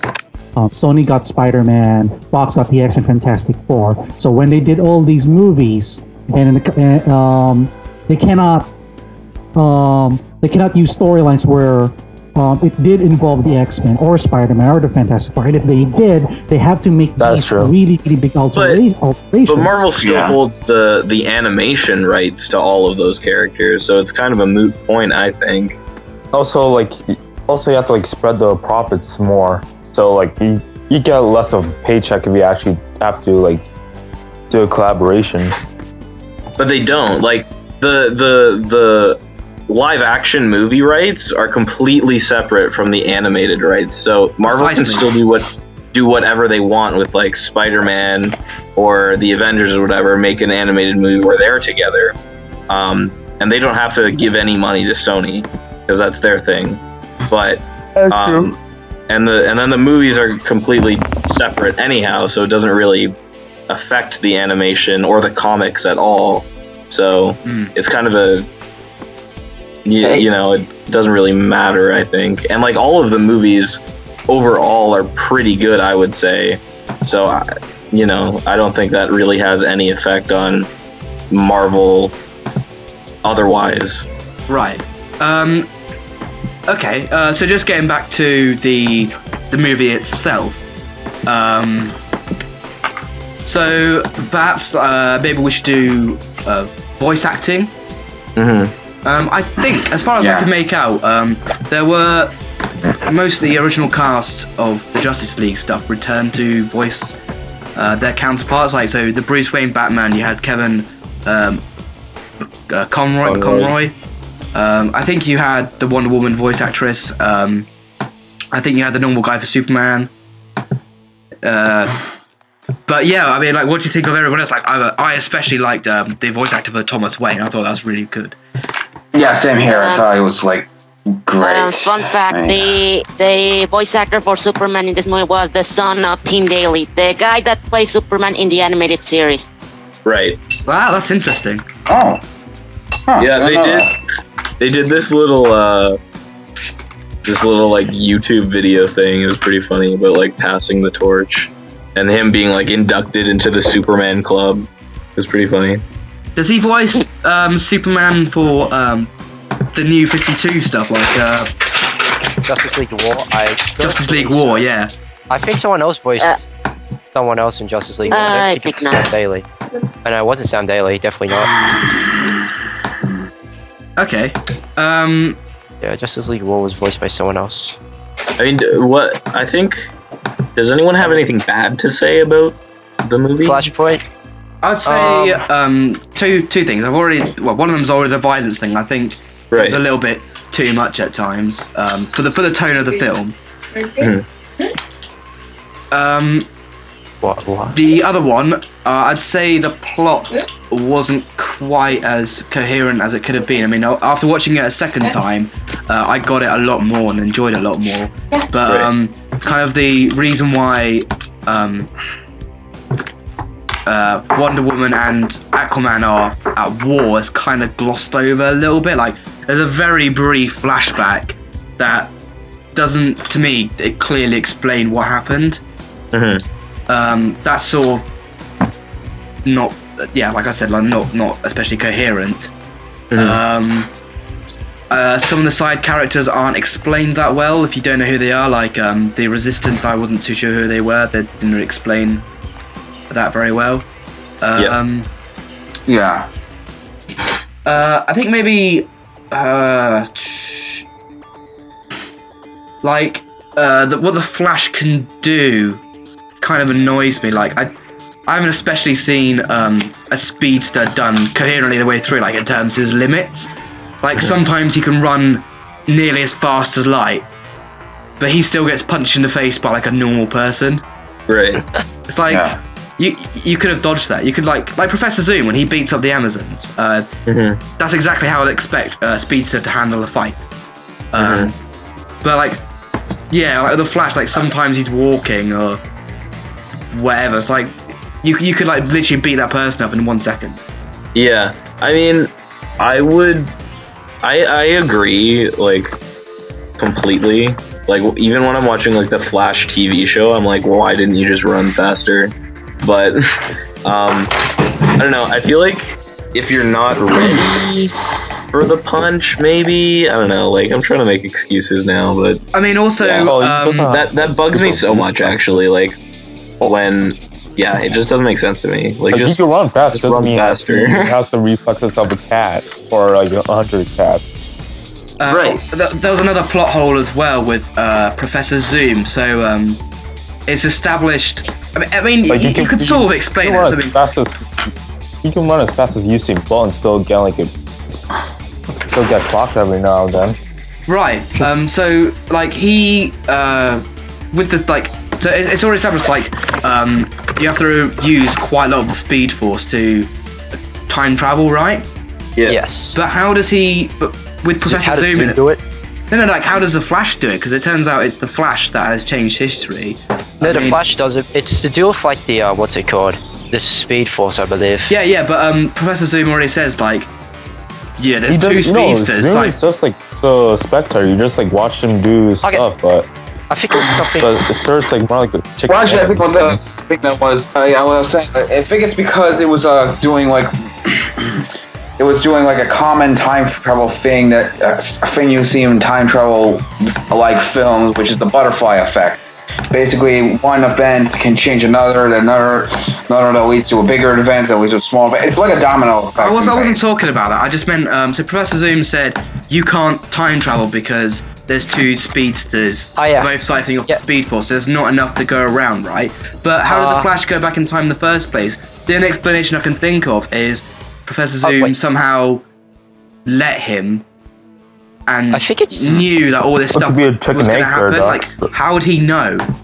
It's quite a risk. On the future. I think like there's something called the Speed Force itself, and it's saying that I think Zoom. What he meant by Zoom is that Zoom is from the future. We know you can establish that he's from the future. So he lives on a separate Speed Force, that future Speed Force. Now, why does Zoom say that Flash cannot change time? It's because when you have two speedsters, when you have two or more people who can control the Speed Force gets weaker and weaker. So you can't. So you're very much limited to what you're doing. So I think what you mean by Jack saying that how is Flash able to do it when Zoom is in that timeline is exactly. I think, yeah, I'm not sure honestly. I'm not too invested in the Flash, so I can't really give you an answer. But I guess it might have been because he's from the future, so he doesn't use that universe's Speed Force. So no, it's already established that he does. I mean, like I said, the only explanation I can think of is that he chose to let Flash do that because I think he somehow knew that it would be bad for his mum to die. But then the way he talks in the alternate timeline, like he didn't know it was going to happen, but he really enjoyed this apocalyptic version of events. So that doesn't exactly do anything except like beat the crap out of like Flash for a few minutes, then get his head blown off. Right, I mean, Vultures are by Batman. I mean, he's apathetic towards existence, so he doesn't care anyway. So, like, as long as people are dying and people are doing the job for him, i.e., Wonder Woman and Aquaman. Right. Like, he could just sit back and watch everyone kill each other. Like, So, what do you think of the? Grab a popcorn and just enjoy the show. Then, once the world ends, just use the Speed Force and get back to his own time, or just do whatever. Yeah, so what did you think of the fights actually in this? I thought the fights were really fun. Yeah. Oh my god, the fights, the animation, the cinematography. Oh my god. Seriously, this is some of the best animated fights. I want to see I want to see Aqualad more in action because like his scene with Slade and Tula, that was magnificent. In my opinion. In the anime, in this film, they didn't really go over, like you said, Jack, they didn't really go over the origins of how this event, how all of this war and stuff happened. But I probably think that's due to time too much of backstory. Too much backstory that you like lose focus of the main story. Yeah, I think it was due to time constraints as well. If it's more like an actual series, then I can see your argument being more valid. But it's like a hour and a half movie, so it'll be getting quite off topic if they did that. Get way too more. And then the main point's like Aquaman having an affair with Wonder Woman. His wife seeing it, taking her anger on Wonder Woman instead of like confronting Aquaman himself. Then Aquaman just using that as an excuse to ignite war. George, I'll let you. I'm sorry, you haven't really had a chance to say much. I'll let you speak.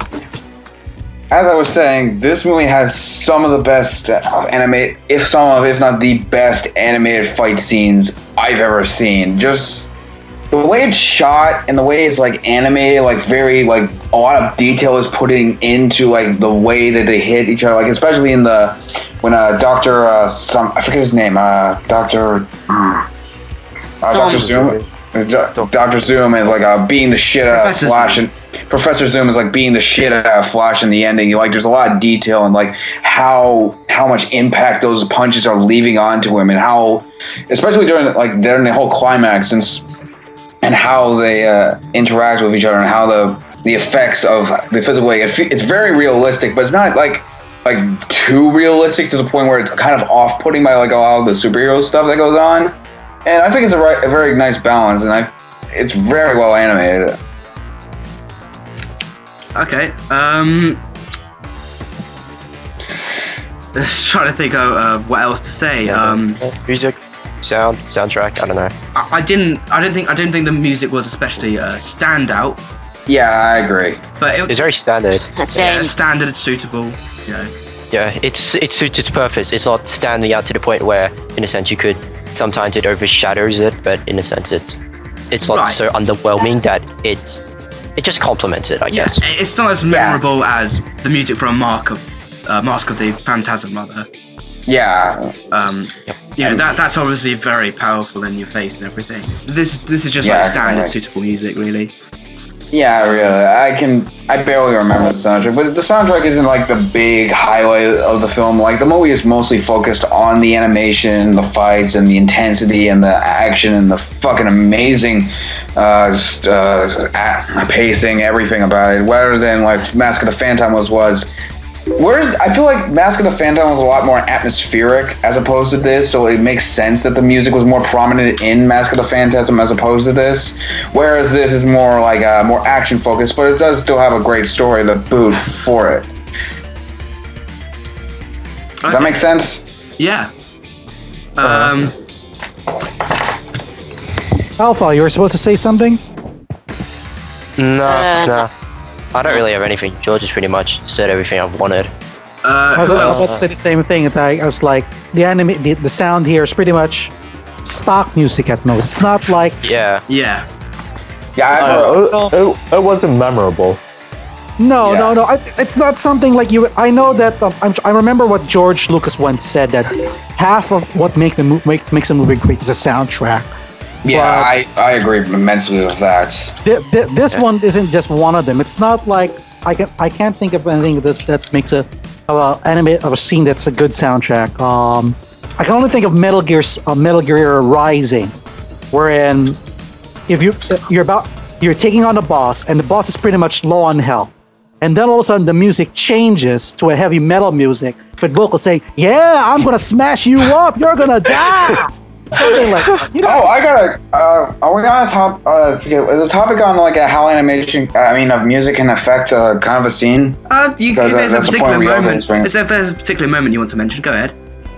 Actually, I actually do have a particular moment that I want to mention. Recently, actually yesterday, I finally got to see my most anticipated movie of 2014, Birdman. Sorry, George, you're gonna see it, guys. One of the things that's... Oh, see you guys. One of the things that really stuck out to me in that film was there are key moments where the movie stars Michael Keaton, and if you haven't seen it, I highly recommend it, by the way. There's scenes where he is in a trance. It's particularly in the ending where he's talking to him. He's going insane with his past self, of his past character who he used to play, is literally talking to him about how they need to make a comeback. And there's moments where he's on top of a roof and he says, cue the music. And it's like this the whole movie's soundtrack is a drum focus, very jazz. This was like classic orchestration as opposed to it. And it may seem jarring, but it really affects the whole tone that the scene was setting. And I can't really think of a moment in this that really stuck out in terms of like how because I'm one of the I agree with like George Lucas with what George Lucas said, that I believe a soundtrack is just as important to a movie as writing and the direction and acting, because music can actually add a lot in some key moments. I feel like if you added like stuff, emotion, like key moments. Yeah, exactly. Do you understand what I'm saying? Yeah, I do. Jack? Yeah, sure. Yeah, it's great. Yeah, really great. Another good example was in Big Hero 6 Pro. I think you know what I'm talking about. Oh, fuck. Yes, that scene. As much as I want to talk about it, I can't spoil it. Because that has been one of the darkest scenes in the movie. Yeah. Yeah, there's one. Yeah, there's one scene in the movie which involves when they finally find out who the man in the kabuki mask is, and there's one track that plays throughout the entire scene, and it's very moody. It's very, very like it kind of felt like something out of Terminator 2 a little bit, and it really adds to the moment. And you already know he's on. That's how it doesn't matter. Seriously? Yeah. Oh yeah. Well, yeah. Kind of, but still the point stands. Okay. Anyway, yeah. All right. Can't really make it too mysterious. Like, gotta leave some hints out because, and yeah, it's still like a kids movie, so gotta have to make it keep up for the kids to like actually think. I mean, not to make this, anyhow, never mind. Yeah. All right. I don't think there's much left to say on this. So if we just have final thoughts on the movie. So George. Oh yeah. Oh, I wanted to finally bring up why I said Thomas Wayne is, in my opinion, the greatest Batman ever. You mind if I explain this real quick before we get into final thoughts? Sure. Okay. The reason why I think he stands out opposed to like Christian Bale, Michael Keaton, Kevin Conroy, is the fact that his backstory, in my opinion, is probably the most tragic. Because like Bruce Wayne getting his parents killed is tragic, but this guy, he lost his wife and he lost his kid on the same day, and it's not like his wife was killed. His life became his arch nemesis. Right. And the way he acts and how he uses his aggression and how he addresses it and how he has, because he literally has nothing else to do, and he's just angry because Bruce was taught like, he was a kid. Point of view. Yeah, exactly. And because Bruce, as a kid, was helped out and taught the ways to be more peaceful, Thomas didn't have that. All he had was like this aggression and rage, and he just needed to get it out and stop the people and make sure this kind of stuff doesn't happen anymore. It's more like he didn't actually believe in practice what he preached, but he tried to like pass down those teachings to Bruce because like I don't know, maybe like he just taught him that because he didn't want to like him end up like him. Yeah, exactly. That way. I mean, you can actually see that he, underneath his violent methods, he's still a good man. I mean, one stand-up moment for me is when they rescue Superman and they're outside and they shoot at Superman and Batman shoves them out of the way. Like it's a very brief moment and it's like blink and you miss it. But the fact that his instinct is to save somebody, even though they're supposedly supposed to be this super being. It's really deep. Yeah, like you can. Yeah, exactly. Underneath it all, he's still the good man that Bruce Wayne's Batman is. He still has the same instincts. Yeah. Right. So final thoughts now. George, I'll let you do it first. Oh yeah. An excellent, intense, and action-packed film from start to finish. If you haven't seen it yet, check it out. If you're a massive animation fan like myself, you'll really appreciate the amount of detail went into the animation and the way it's presented. It doesn't have that great of a soundtrack. It's a little bit too short, but that doesn't change the fact that it's still a masterpiece in every sense of the word. Right, lovely. Carson? A really entertaining hour and 30 minutes. Okay, great. Proso? Pretty much what George said. But what I didn't like it as much as you. I still think it's still a good movie for the DC lineup. 9 out of 10. Okay, great. Wayne? I can't really add anything more, but yeah, the backstory was, like as everyone said, it's phenomenal. It's amazing. Great. I actually would like to see like a storyline with minus the world about to blow up, like more of a backstory, like him maybe confronting Joker, i.e. his wife. Can't remember her name, Mrs. Wayne. Martha Wayne, I believe. Martha Wayne, yeah. Martha Wayne. I think George. That'll be like one conversation. I think George, Carson, Jack, and I have actually mentioned that before in the last podcast regarding the Gotham live-action series, in which one of our complaints is we never really got into the backstory of the Waynes, and they just got killed in the very first episode. It would have been great if we actually see a backstory of them, as what we would hopefully portray here in Flashpoint, though not exactly, but it would have been nice. Yeah, just kind of like maybe how pre-Batman, where in Mask of the Phantasm, where Bruce is fighting crime in like a kind of like in all black, like not really Batman, but like kind of disguised. Who's left? Who hasn't said anything? Oscar, have you said something? Ryoga. Ryoga and... Okay, so my final thoughts that it is a great film. It is a good starting point to the New 52 universe for the animated series and the comics, if you're not into the comics. It is much edgier, much bloodier, but then again, this is not for the kiddies. If you want the kiddies, you go to Marvel. If you want something that's more your age, you would go with this. I would agree. Soundtrack is pretty much forgettable here. It's pretty much stock, but otherwise, it's a great starter if you're new to the DC universe. I would give it a 4 out of 5. Okay, and Adrian. Yeah, sorry guys, I was working here. In general, I think I didn't saw like almost anything about it, but I think I give it a 8 out of 10. It was great. I agree with you guys. Sandra was really relevant in general. I think characters were great. Zoom was fantastic, one of the most badass villains I have ever seen in performance, and I really recommend it for sure. Oh yeah, same. Okay, I would say the animation is excellent. It's a very well made movie. Extremely rewarding for fans or those who have a rough knowledge of DC, just to see these really cool, interesting, alternate backstories of these characters like Superman and Batman. That was really cool. I love alternate universe stories. I don't know about you guys. If they're done well. Yeah, exactly. Done well. Yeah, done well, they're great. Done poorly, you get shit. Right. Basically. Not like Ultimate Spider-Man.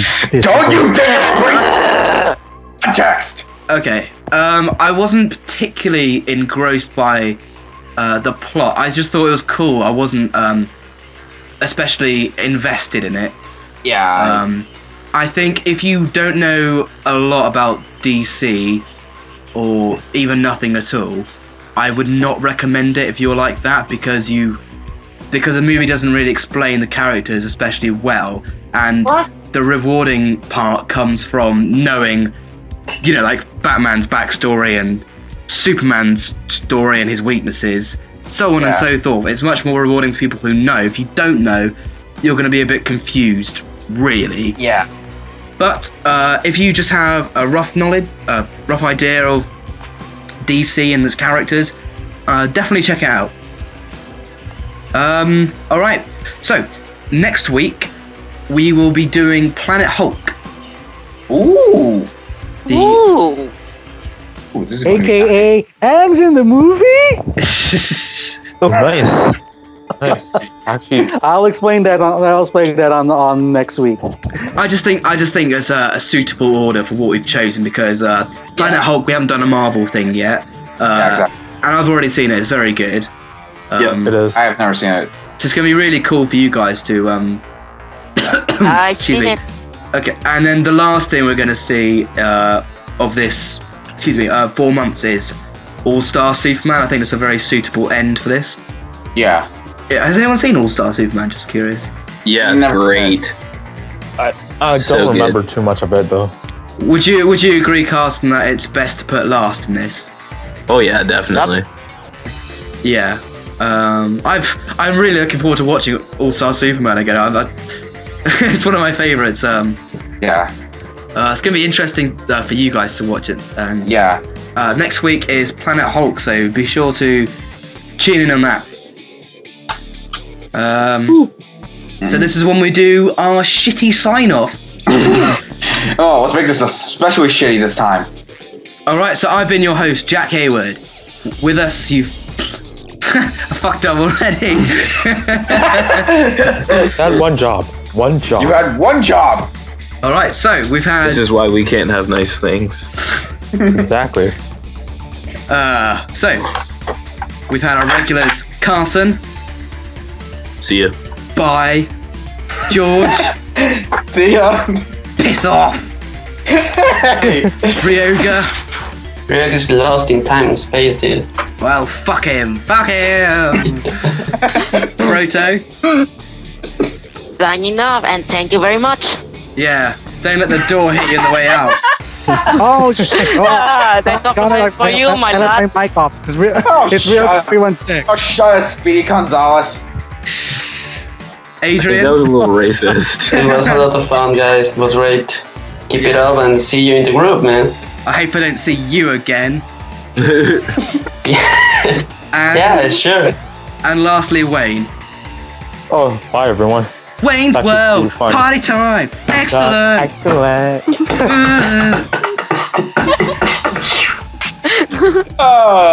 See you all next week.